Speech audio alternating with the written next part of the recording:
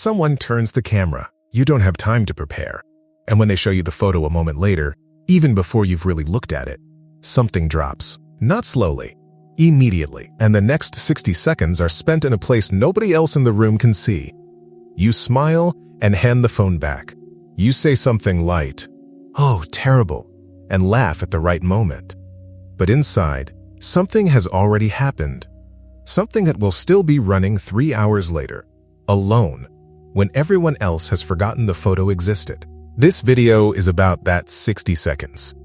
Not about loving your body more, or caring less, or any of the advice that sounds right and lands nowhere. It's about what is actually happening in that moment, and why it keeps happening no matter how much you know it shouldn't. There is something worth naming first, before anything else. The way you see yourself in a mirror and the way you see yourself in a photo are not the same experience. They are genuinely, psychologically different, and confusing them is the reason most advice about this fails completely. When you look in a mirror, you are in control. You move. The image moves with you. You find the angle that feels closest to the version of yourself you recognize. You adjust, and the mirror adjusts back. It is a negotiation, and you are always one of the parties. A photo does not negotiate. A photo is a sentence that has already been passed before you see it. One angle, one moment, one expression you didn't choose and couldn't edit in time. And your nervous system receives it not as a neutral image, but as evidence. Evidence of something it has been quietly asking for a long time. What do I actually look like to other people? That question is not vanity. It is one of the oldest, most hardwired questions a human nervous system asks. We are deeply social animals, and for most of human history, knowing how you appeared to others was not aesthetic. It was survival. The part of your brain that flinches at a photo is not shallow. It is ancient. It is doing exactly what it was built to do. The problem is not that you care about photos. The problem is the gap between the self you carry around on the inside, warm, moving, animated, familiar, and the thing the camera returns, still, flat, frozen at the exact wrong half second, lit from an angle you never chose, showing you a version of yourself you don't recognize as the one you live inside. That gap is real. It is not distortion. It is not your mind playing tricks on you. It is a genuinely different kind of image, and the collision between them is the thing nobody names. Now here is what's actually happening underneath the reaction. The brain builds a model of you, not from photos, from felt experience, from the inside of your body moving through the world, from years of seeing your face in motion, from peripheral vision, from the way you feel when you're engaged in something you love. That model is dynamic, alive. It includes your voice and your gestures and the version of you that shows up when nobody is watching particularly closely. A camera captures none of that. A camera captures photons reflected from a surface at a precise millisecond in time. It does not capture warmth. It does not capture the way your face moves when you are actually talking.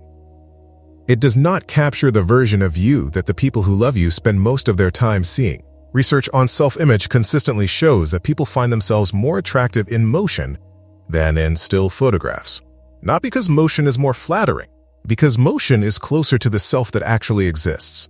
The still photograph is the outlier, but it feels like the truth because it's external, and because external feels more objective than the inside view. That is the trap. The camera feels authoritative. It feels like it's showing you what everyone else sees, but it is showing you one frozen angle, in one moment of probably not your best light, captured before you had time to arrange yourself into something recognizable.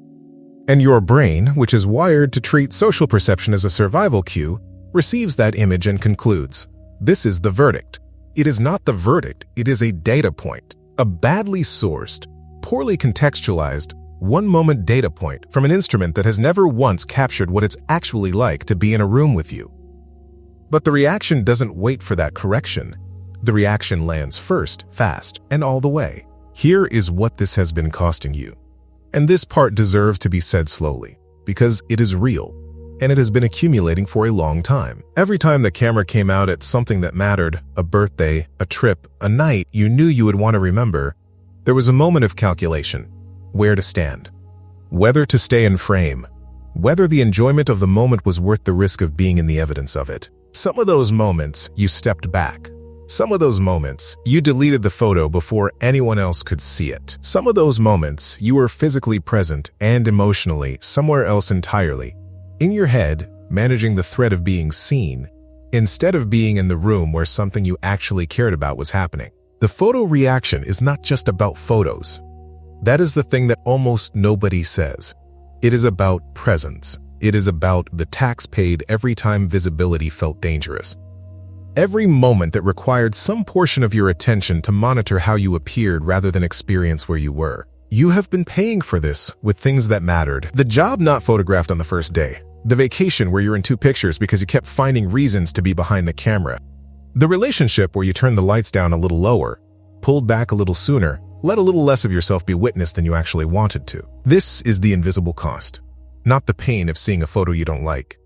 The pain of the life that shrinks quietly around the camera. The moments you weren't fully in because you were too busy managing how you appeared inside them. That is a real loss. And it deserves to be called what it is. Not vanity, not insecurity, not something you should have gotten over by now. Just the cost of something you've been carrying. Something that was taught, not given. If this opens something you want to go deeper on, the specific link between how you see your body and what you believe you're worth, there's a guided resource in the description built exactly for that work. Not a quick fix. A real, structured process for uncoupling your self-value from your appearance. The link is in the description and in the pinned comment. Here is the one thing worth carrying out of this video. The photo reaction is not the problem. The photo reaction is the signal. It is pointing very precisely every single time at a belief that lives underneath it. The belief that what the camera returns is the truth about what you are worth. And that belief did not come from photos. It came from somewhere much earlier, much more specific and much more workable than a lens. The goal is not to stop feeling the reaction. The goal is not to love every photo. The goal is not even to stop caring, because caring about how you appear to the people you love is not shallow. It is human. The goal is to understand what the reaction is actually made of, because a reaction with a name is a reaction you can work with, and a belief with an origin is a belief that can change. The part of you that flinches at photos is not broken. It is the part of you that learned at some point that being seen carried risk. That part was not wrong to learn that. It was responding to something real. The only thing it never received, the only update it's still waiting for, is the information that the original danger may not be the same danger that is present now. You are not starting from zero with this. Every moment you've stayed in a photo you wanted to delete. Every time you've shown up anyway. Every time the reaction landed and you didn't leave the room. That is not nothing. That is, in fact, exactly what this work looks like. It does not look like a breakthrough. It looks like staying. If this named something you've been carrying, the resource in the description goes much deeper into the specific psychological architecture that links self-image to self-worth and what actually interrupts it. The link is there and in the pinned comment. What was the moment, the specific photo, the specific occasion when you first realized this was bigger than just not being photogenic? There are photos you are not in, moments that were happening around you while part of you was somewhere else. Scanning, managing, calculating the risk of being witnessed. That is a real loss. It happened, and it deserves to be acknowledged as exactly what it was. Not a character flaw, not evidence that something is fundamentally wrong with you, but the quiet, accumulated cost of a belief that was never yours to begin with. The belief that the camera tells the truth about what you're worth. It doesn't. It never did. It captures photons. It does not capture presence. It captures a millisecond. It does not capture the version of you that the people who love you actually spend their time with. The photo is not the evidence. The reaction to the photo, that is the evidence. And evidence points somewhere.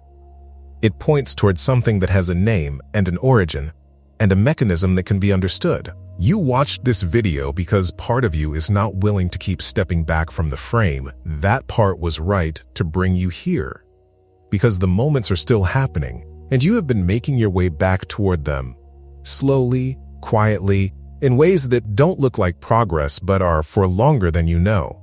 The grief of the ones you missed is real, so is the fact that there are more of them coming, and you are closer to being present for them than you think. That is not reassurance. That is what the direction of this work says. Keep going.